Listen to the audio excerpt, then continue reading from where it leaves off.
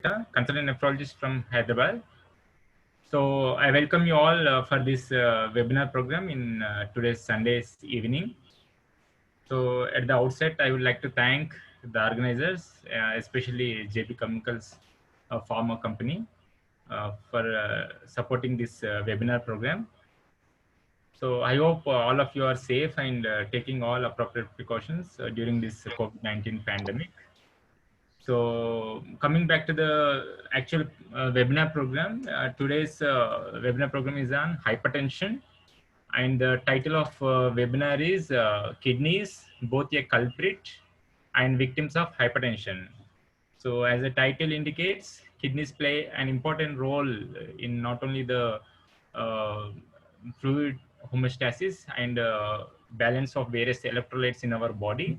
It plays an important role in control of blood pressure, and when there is any kidney pathology, it leads to disturbance in homeostasis, and this usually leads to salt retention and hypertension.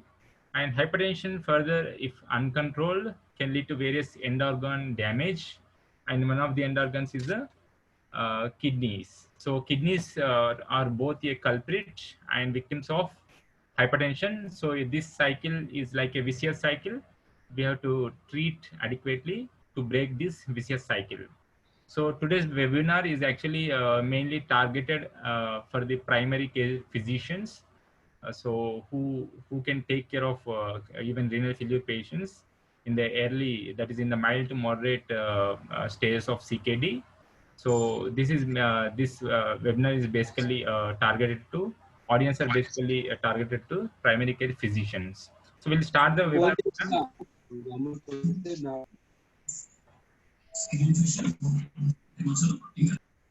So slides are not changing. I'll try.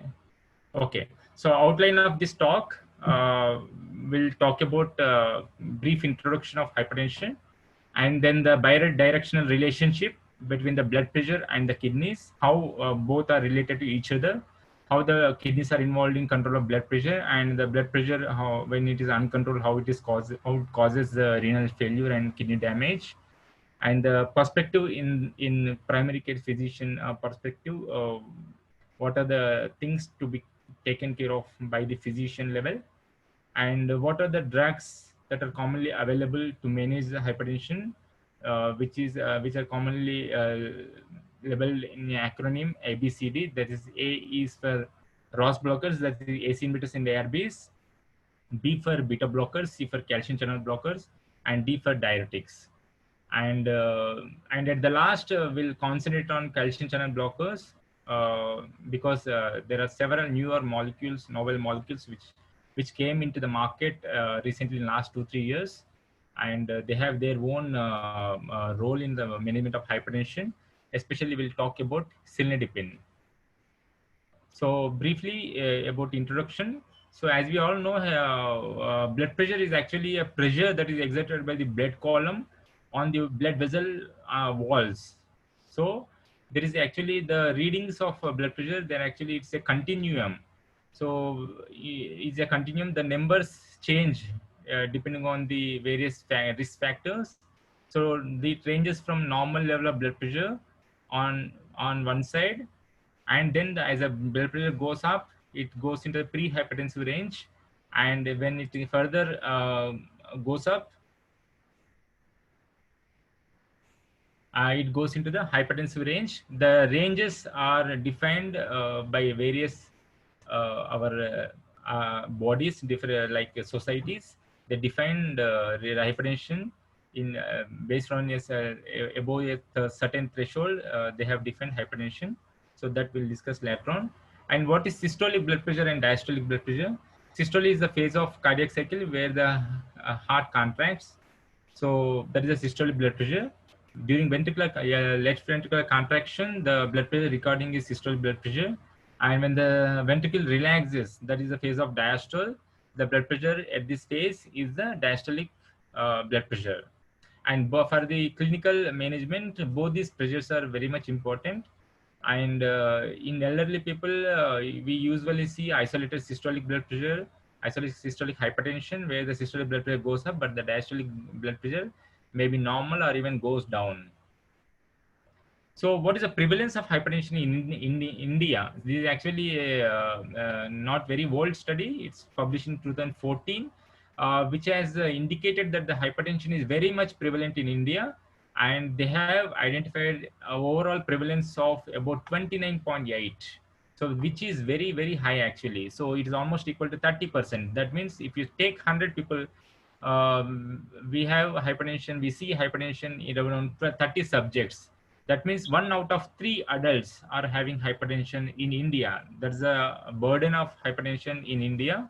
Our dietary habits and genetic factors play a major role in this. So there is a rule of Hawes in hypertension. This we have studied in MBBS days. So only one of the patients with hypertension, they are actually diagnosed to have hypertension, and within that, another half of them, they actually taking treatment for hypertension, and within that another half, they are actually treated adequately with adequate adjustment of blood, medicines. So that means out of 100 subjects, only 12.5, that is 12.5% of subjects only, they are actually having adequately controlled blood pressure with close monitoring of blood pressure levels by the physician and with adjustment of medicines. Remaining all people, they are either not diagnosed to have hypertension or not adequately controlled blood pressure because of lack of follow-up like that. So only 12.5% of actual subjects with hypertension, they have adequately controlled blood pressure. That is a rule of Hawes. If you see the risk factors for hypertension, we have both modifiable risk factors on one side and the non-modifiable risk factors on the other side. If you see the age and genetic factors, they're actually more non-modifiable. And if you see family history is also non-modifiable, this includes mainly genetic factors, especially the ACE gene polymorphisms are very much important in patterns of hypertension. And the modifiable factors include mainly the dietary intake of salt. This is the most important thing. Actually, WHO recommended salt intake per day is around 5 grams per day, but we actually take much more than that. We take actually 10 to 15 grams of salt per day. That is the average Indian diet. That is the actual kind of intake of salt per day. Okay. And obesity is again modifiable. You can tackle this with exercise and dietary modifications. Physical inactivity, smoking, emotional stress, they're all modifiable risk factors. And presence of comorbidities, especially the kidney failure or the CKD, is the most important risk factor among all the comorbidities, which can cause hypertension, and is also it is, as we already discussed, it is a culprit and also the victim of hypertension. There is bidirectional relationship between the kidney and blood pressure. If you see the types of hypertension, we all know there is essential hypertension, which is actually primary. There is no underlying pathology or the secondary disease causing hypertension, which is the most common cause of form of hypertension, usually seen in elderly patients or age more than 50 years. Usually it's common. It contributes to 95% of all patients with hypertension. Coming to the secondary hypertension, which is much less commonly we see, which contributes to only 5% of all cases of hypertension. And these are secondary to some other underlying disease. The most common cause is renal, either because of renal vascular hypertension or renal artery stenosis, and renal failure or the chronic kidney disease. These two form a major chunk of the secondary hypertension.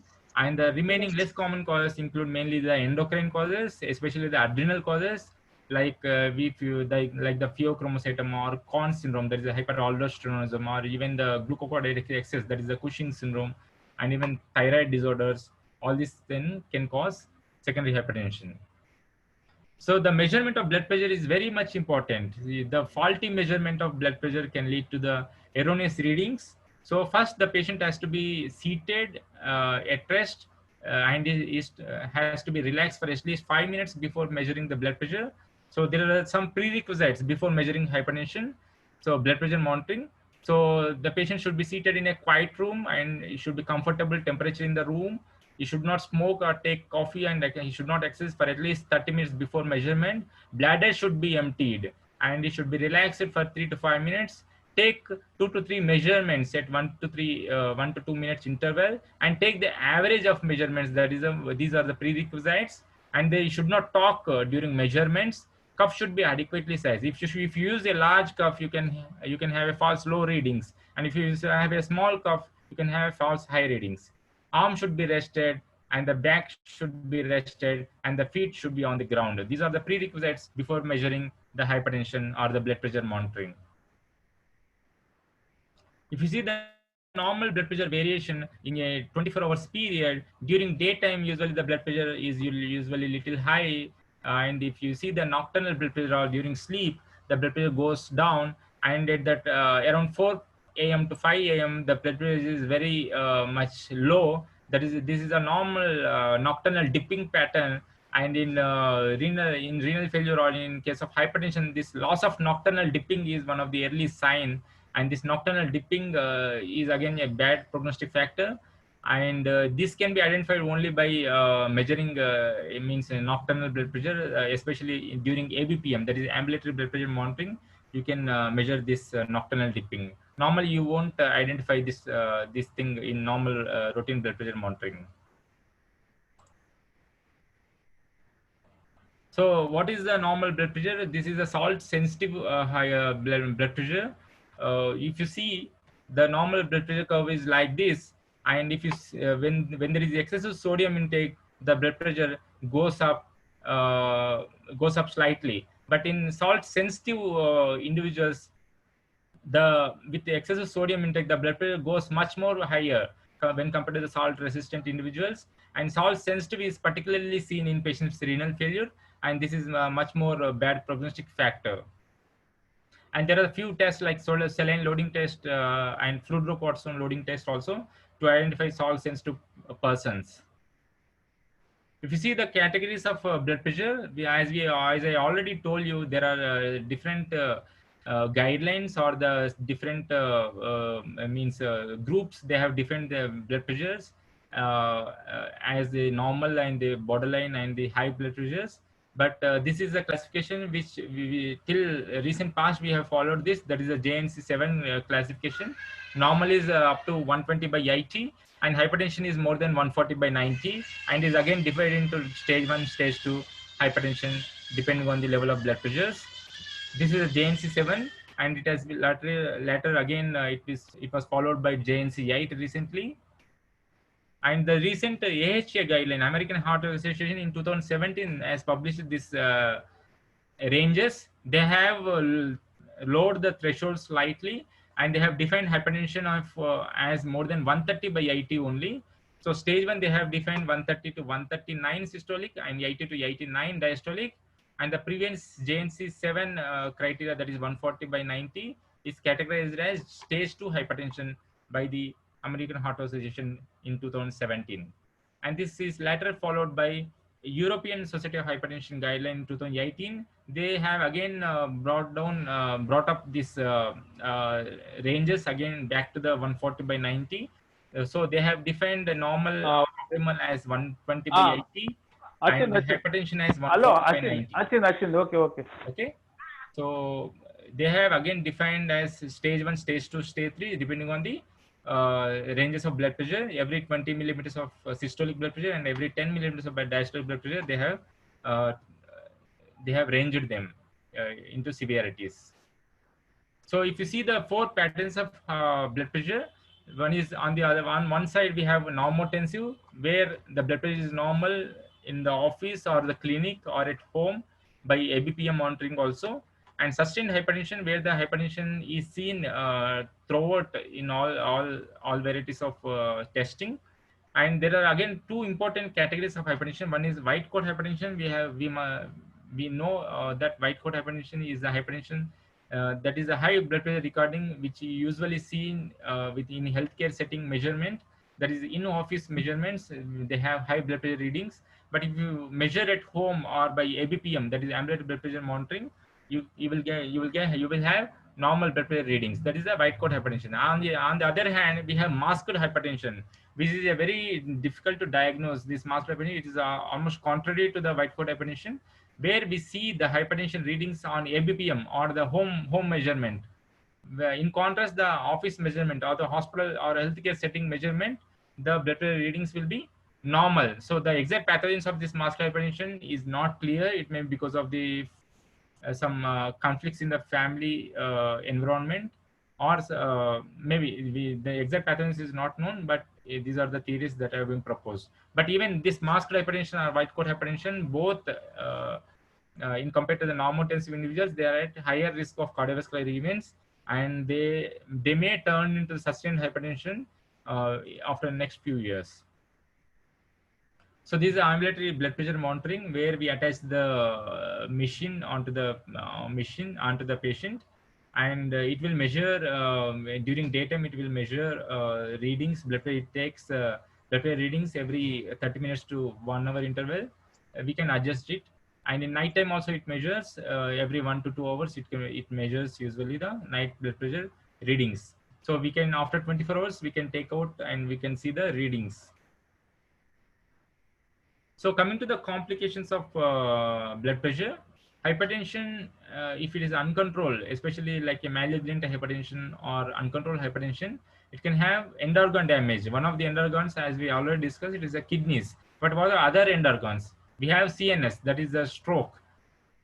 It can lead to stroke or hypertensive encephalopathy. And eyes are another end organs where the blood vessels are very much superficial, and we can see the blood vessels on fundus examination clearly, and we can see the hypertensive changes. It can lead to hypertensive retinopathy and vascular disease, peripheral vascular disease, even atherosclerosis or the dissection of aorta. All these are complications of uncontrolled hypertension. Kidneys can lead to the renal failure or infarction, um, or even glomerulonephritis can cause it. And thrombotic microangiopathy is one of the manifestation of uncontrolled hypertension. And in the heart, it can lead to the heart failure or coronary artery disease, or left ventricular failure, congestive cardiac failure, pulmonary edema. So all these are the target organs which are affected with uncontrolled blood pressure levels. So coming to the actual topic, the title of today's webinar is that is the kidneys. They are actually both the culprit and the victims of hypertension. Kidney injury can lead to the salt retention and fluid and electrolyte imbalance, and the salt retention can lead to the hypertension. And hypertension, again, if it is uncontrolled, can cause further kidney damage. And initially, similar to diabetes, hypertensive related kidney damage can be characterized by proteinuria, initially as microalbuminuria. So microalbumin testing for microalbumin is very important, not only in diabetics, but even in hypertensive patients. And in late stages, it can lead to the reduced GFR. And in the long term, when it enters into the stage of chronic kidney disease, there can be reduction in size of the kidneys also, especially when there is associated renal artery stenosis. Coming to the renal autoregulation, so normally the kidneys, they have a compensatory mechanism. So whenever the systemic pressure variation occurs, normally the renal blood supply is usually under autoregulation. That means the blood flow or the pressures within the kidney is usually uh, within the normal range or the target range by autoregulatory mechanisms. But when there is sudden fluctuations in blood pressure, or when there is like malignant hypertension, or when there's sudden rise in blood pressure, or when the blood pressure is out of the range of this autoregulation, the autoregulation mechanism is lost, especially in patients with CKD. And this, when there is no autoregulation, the systemic pressures are directly we can see in the renal microcirculation, and it can lead to the renal damage.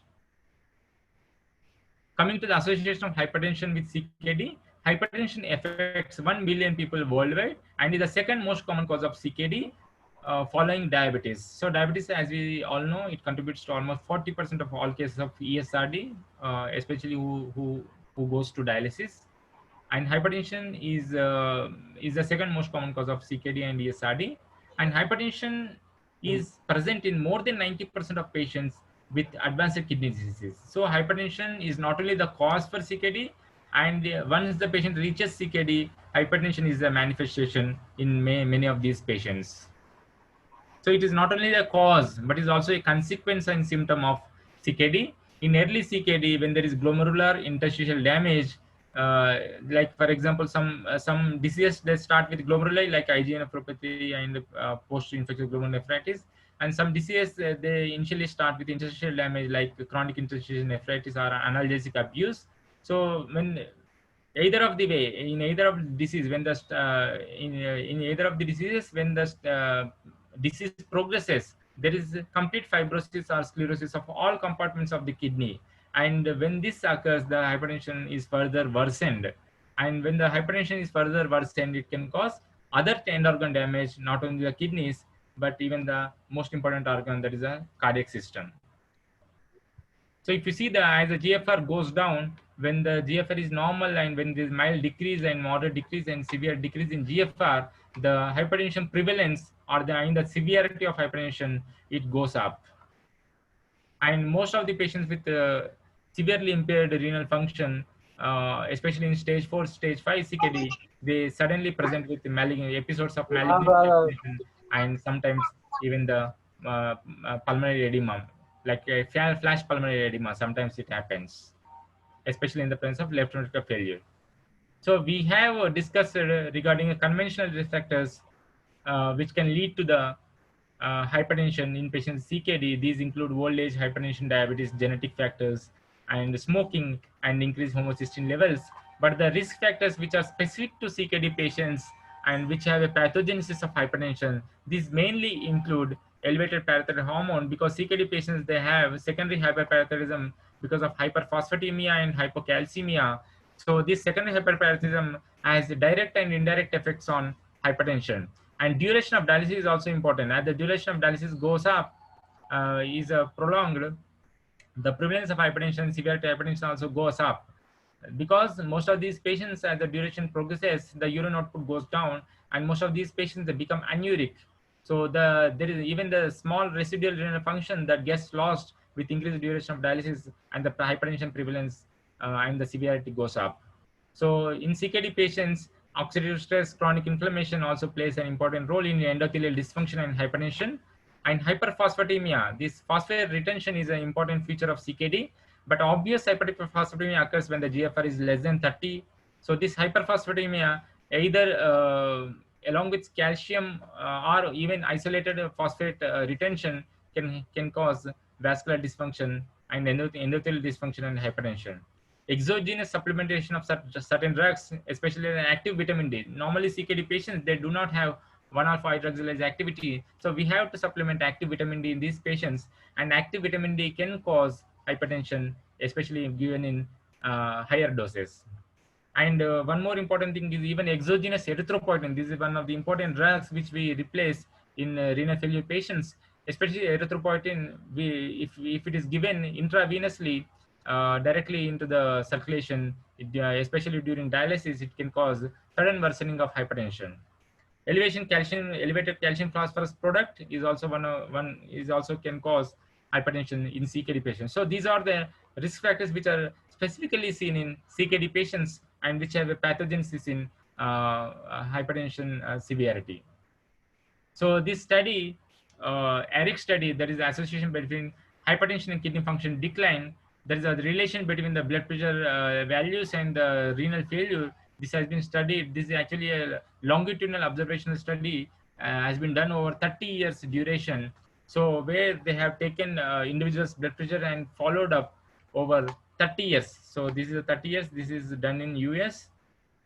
So where they have identified that with each stage of CKD and when they have checked the blood pressures. So these are normal blood pressure range, elevated blood pressure stage 1, stage 2. So with increased means with increased severity of hypertension, the prevalence of CKD also the severity of CKD also goes up. So, and they have concluded this study, the mechanism underlying the association between the hypertension and EGFR decline is not fully understood, but they have opined that the hypertension can lead to the CKD and GFR decline, maybe because of the higher intraglomerular pressures in these patients. That means the systemic blood pressure, whatever is there in systemic circulation, is transferred to the glomerular compartment, and it has led to higher intraglomerular pressures leading to the CKD. So this is a study which has identified that hypertension can lead to the CKD over long run. So this is the important chart where, as per the age, so in young age they have shown that in CKD patients, the risk of progression to ESRD is much more in younger patients. Coming to the older patients, as the age progresses, most of these patients, they usually die in early stages of CKD because of cardiovascular reasons, especially because of uncontrolled hypertension. So the risk of death is much more than the risk of ESRD in elderly patients and in old age patients. That means the CKD patients, before reaching ESRD only, most of the people, they die because of cardiovascular reasons that occurs in elderly age. In case of young age, most of the patients, they reach ESRD before they die. So the risk of ESRD is more than risk of death in younger patients. So this is an important paper published from India. Current status of ESRD care in India and Pakistan, where they have shown that significant CKD is seen in almost 800 individuals per 1 million population, and ESRD is seen in around 125 to 200 members in 1 million population, and new patients are added per year around 2 to 2.5 lakhs. They're added per year, and new patients of around 50,000, they're added to the dialysis every year. So this contributes to around 10 to 20% rise in these numbers every year. And they have noted that diabetes is the most common cause, followed by the hypertension for CKD patients. So coming to the last part of our talk, that is the management of hypertension. This is an important aspect of hypertension management.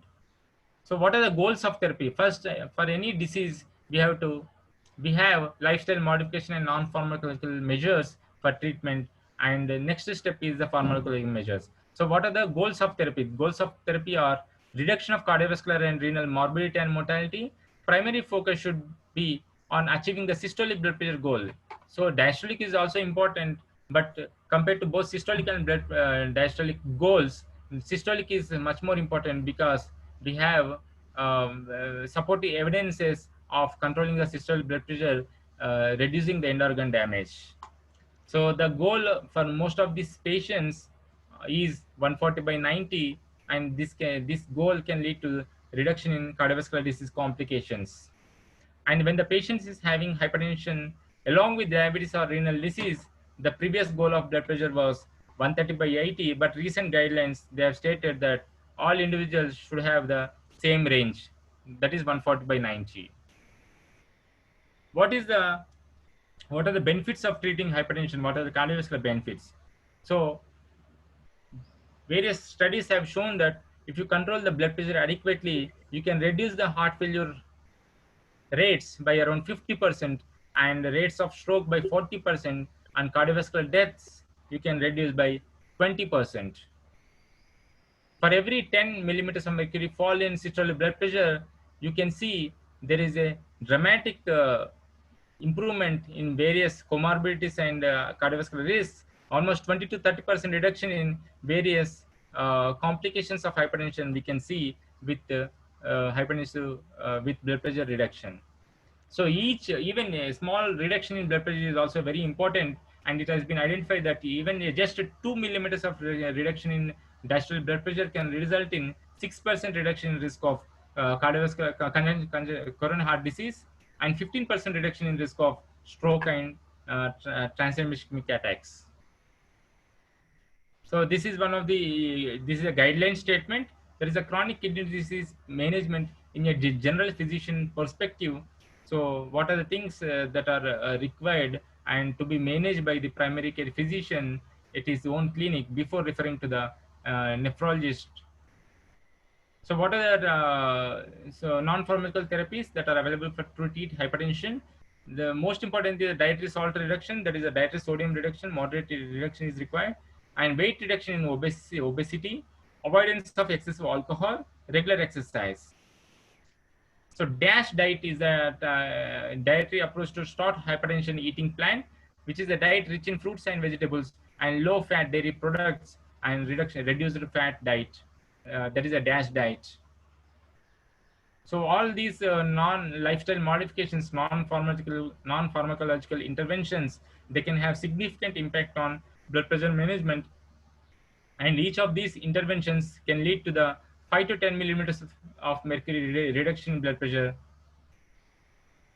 So drugs, coming to the drugs, as we discussed, they are mainly, acronym is ABCD, that is AC inhibitors, ARBs, beta blockers, calcium channel blockers, and diuretics. There's a four important classes of drugs which are available and which we routinely use to treat hypertension.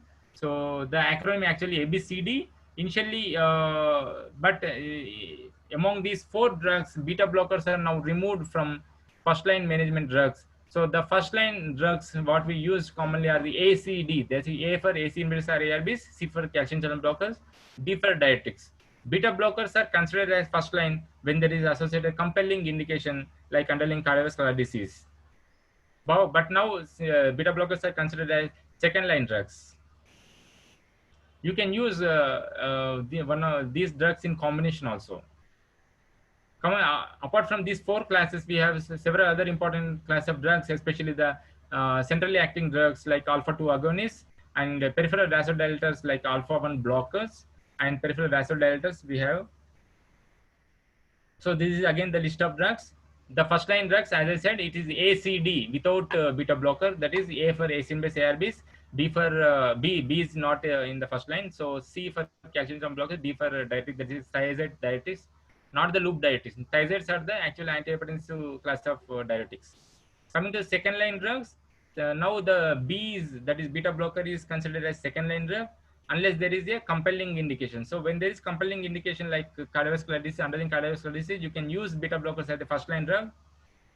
Coming to the other drugs, like as we discussed, vasodilators like hydralazine we have, and alpha blockers we have prazosin. Alpha 2 agonists, these mainly include the centrally acting drugs like clonidine, methyl-lopaclonidine, and aldosterone antagonists. These mainly include the non-selective and selective like spironolactone, eplerenone.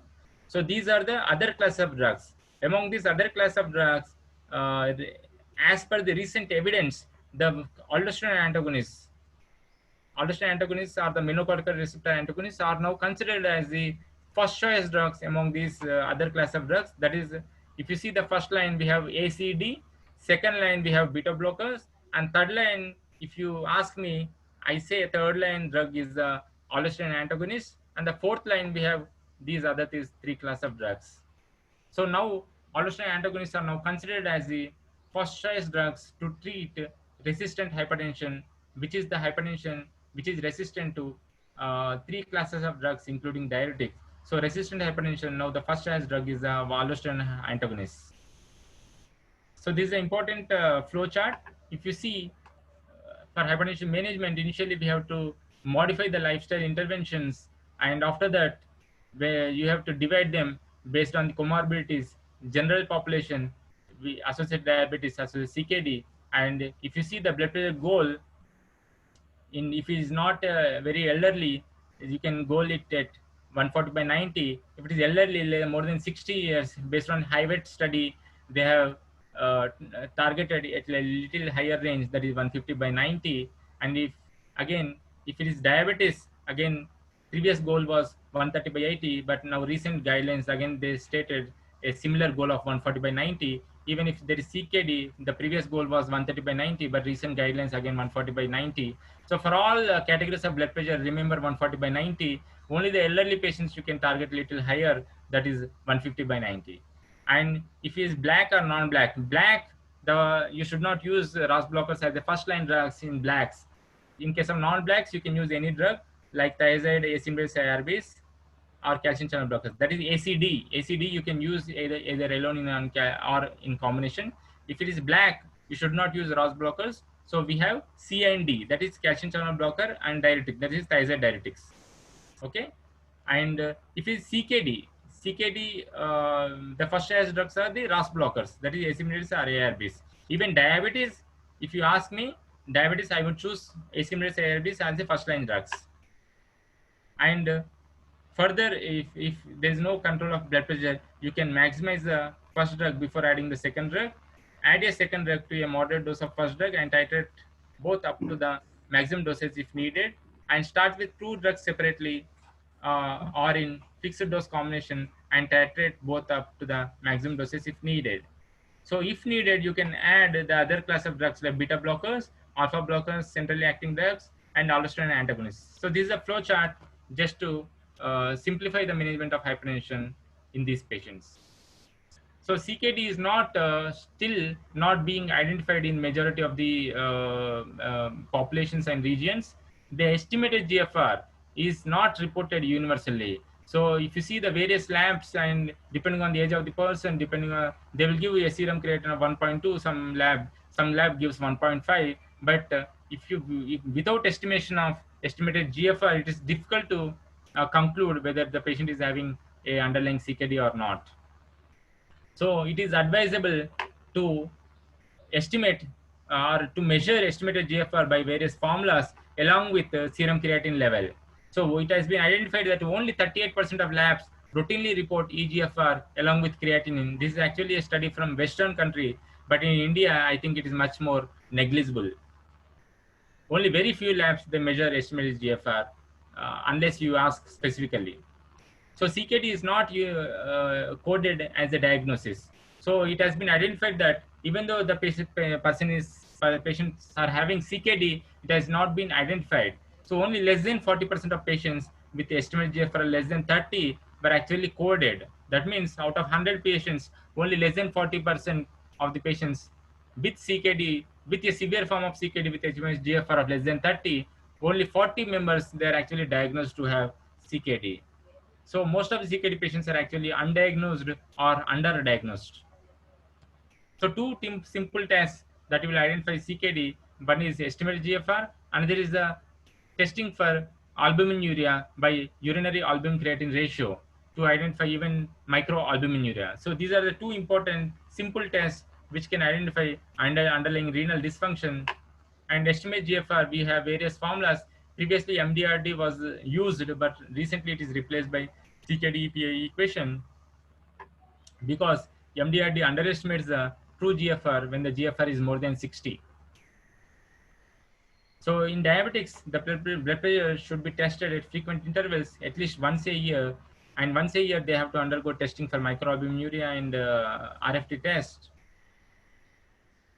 So these are the ranges of albuminuria. Normal is less than 30. Microalbuminuria is 30 to 300 milligram per day, and macroalbuminuria is more than 300. This is not only means it is not specific to diabetes, but even any disease, including the hypertension, can cause initially it can cause microalbuminuria when there is renal damage. So the role of primary care physicians, so they have to monitor not only the serum creatine, but they have to measure the estimated GFR and urinary albumin creatine ratio in all individuals, especially those with CKD, those with diabetes and hypertension, and treat cardiovascular risk factors and the cardiovascular disease, underlying cardiovascular disease, especially when there are smokers or hypercholesterolemia, and screen CKD patients screened for anemia because CKD related anemia is very common. We have to replace erythropoietin, and CKD can cause malnutrition and it can cause various disturbance in the mineral bone metabolism, which can lead to the hypocalcemia, hyperphosphatemia, and secondary hyperparathyroidism. And refer to the dietitian for nutritional guidelines, especially potassium restricted diet is very much important. And encourage the labs to report the estimated GFR and also the urinary albumin creatine ratios. And consult a nephrologist whenever you need it, especially when the GFR goes down below 30 ml per minute. So primary care providers, they're actually first line of defense, and CKD prevention is actually a part of primary care physician, and a greater emphasis on detecting CKD and managing it prior to referral can improve the patient outcomes in CKD patients. So this is a flow chart. Actually, it's recommended by National Kidney Foundation of United States, where they have stated that when the GFR is in the when there is mild and moderate reduction in GFR, it can be managed even by the primary care physician. But when the GFR goes below 30, you have to refer to the nephrologist for the timely management of ESRD. We have to prepare for vascular access. We have to counsel them for ESRD management even before they reach that stage. So CKD checklist for primary care physicians. So BP blood pressure goal is 140/90 in majority of the patients. But when the proteinuria is more than when the proteinuria is there, you can reduce the target to further, that is 130/80, and HbA1c should be targeted.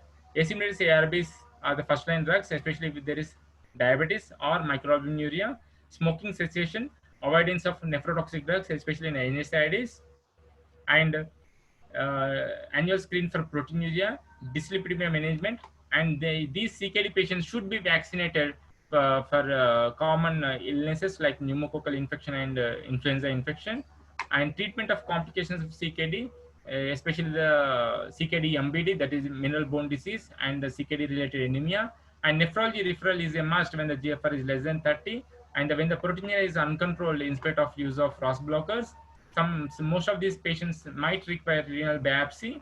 And when there is hypersistent hyperkalemia, resistant hypertension in spite of use of 3 or more drugs, including diuretics, and falling GFR of more than 30%, unclear etiology of CKD, you have to refer to the nephrologist, because most of these patients, they require biopsy for the prognostication and future management.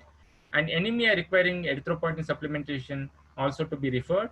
And when there is uncontrolled CKD MBD with hyperphosphatemia and hyperparathyroidism, they may need medical management, and sometimes some parathyroid scintigraphy and other important drugs like cinacalcet and other drugs. So, and recurrent nephrolithiasis and genetic renal disease. All these are important junk of kidney diseases which need to be referred to the nephrologist. So the indications for specialist referral to the nephrologist, most of these things already we have discussed. So coming to the combination of hypertensive agents, we have, as we already discussed, we have 4 important class of drugs: asciminib, ARBs, CCBs, beta blockers, and diuretics, and even alpha blocker they have shown here. So we can use one of these drugs initially, and we can add the other drugs in combination if the BP is not in control. So the initial first step treatment is you can use ACD in one of the combinations, especially A plus CRD you can use. And in the next step, you can use the 3 drugs in combination. And if there is resistant hypertension, which is the blood pressure which is uncontrolled with 3 or more drugs, including a diuretic, it is called as resistant hypertension. And the first line drugs to treat resistant hypertension, they are actually MRAs, that is mineralocorticoid receptor antagonist, that is spironolactone. And you can add other drugs like alpha blocker and beta blocker. So resistant hypertension is not very uncommon. It is seen in almost 15 to 20% of patients, but the true resistant hypertension need to be defined from the pseudo resistant hypertension. So we have to rule out other like we have to modify the lifestyle, we have to reduce the salt intake, you have to measure the blood pressure adequately, correctly, with a correct cough. So all these things are very much important before labeling a person as the resistant hypertension. So the causes of resistant hypertension: improper management, inadequate treatment, poor compliance to drugs, ECF expansion, and use of vasoactive substances like excessive salt, alcohol, cocaine, amphetamines, and steroids. All these other drugs can cause hypertension, especially NSAIDs is very commonly they are used off-label and over-the-counter by the patients, which can cause resistant hypertension. So all these things, all these factors need to be addressed before you treat further for the resistant hypertension. So almost 30% of these patients, they have normal ABPM measurement.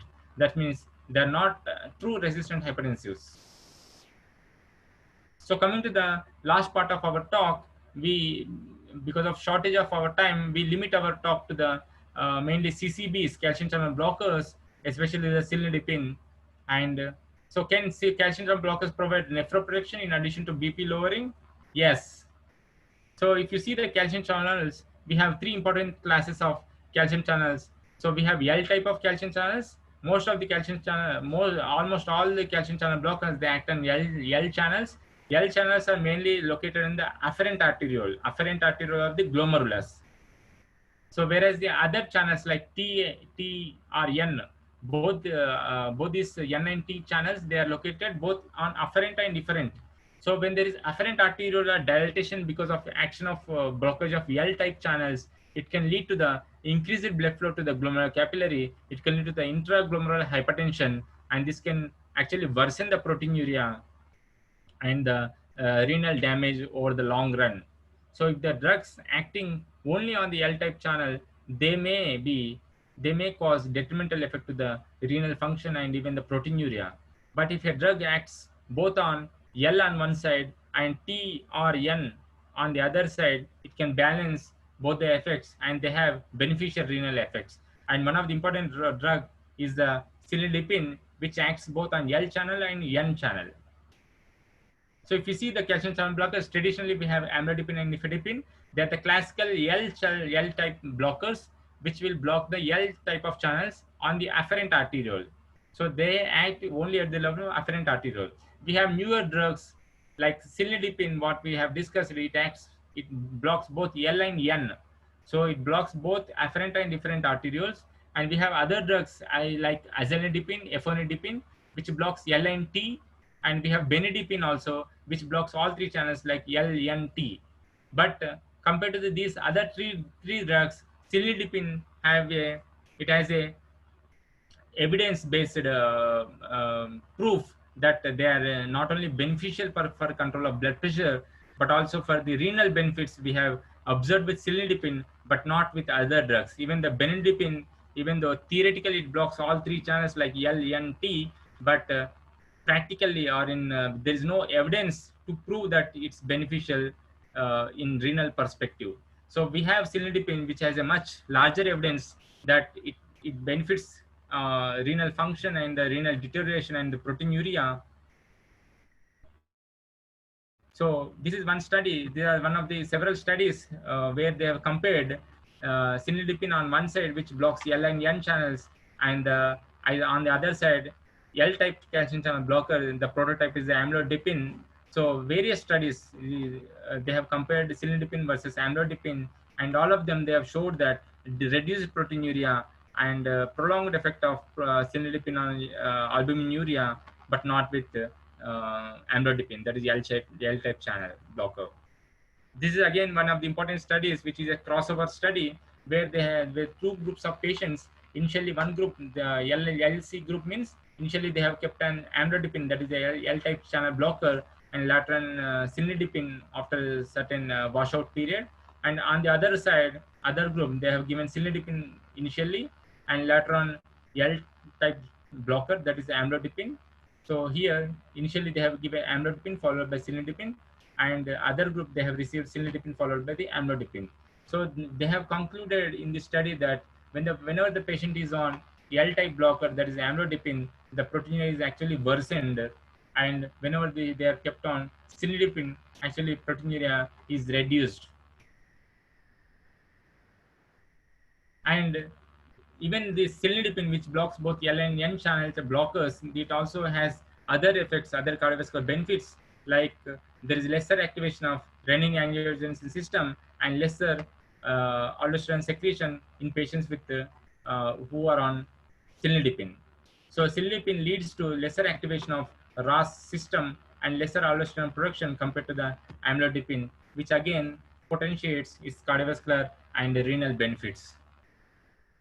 So renal protection by cilnidipine, the hypothesis is it not only the blocks L and N channel, L and N channels on both afferent and efferent arterioles, it also reduces the release of norepinephrine from the nerve terminals, and it also leads to reduction in renin release and activation of the ROS system by the cilnidipine, but not with L-type blockers like amlodipine.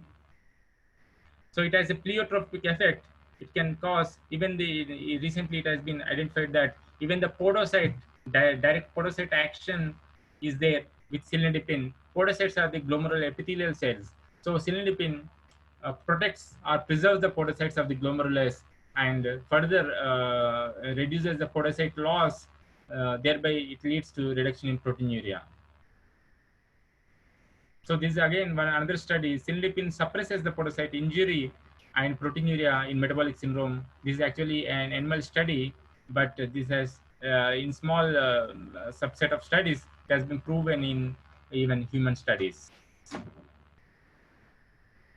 So these are again another study, N-type calcium channel blocker inhibition with cilnidipine elicits podocyte protection independent of sympathetic nerve inhibition. So even this cilnidipine compared to the amlodipine, it not only has these benefits,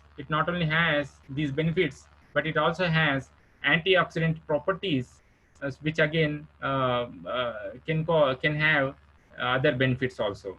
So antioxidant activity and lipophilicity may determine its antiproteinuric effects.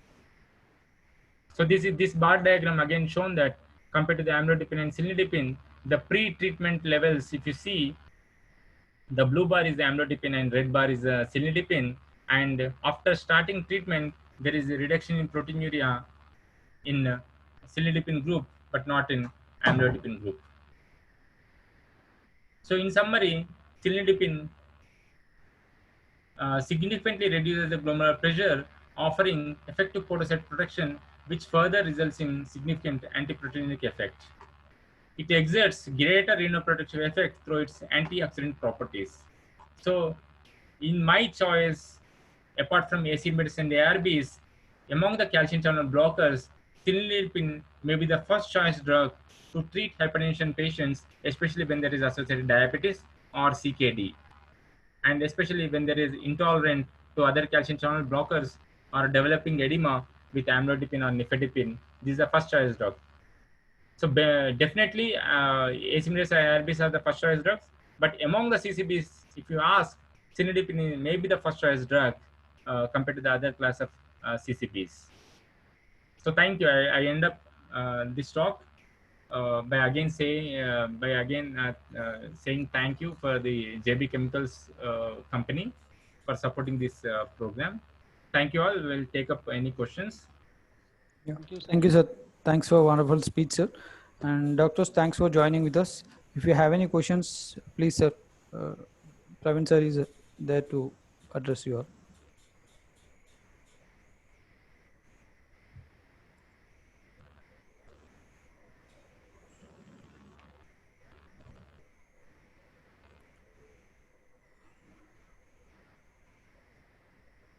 So please, if you have any doubts.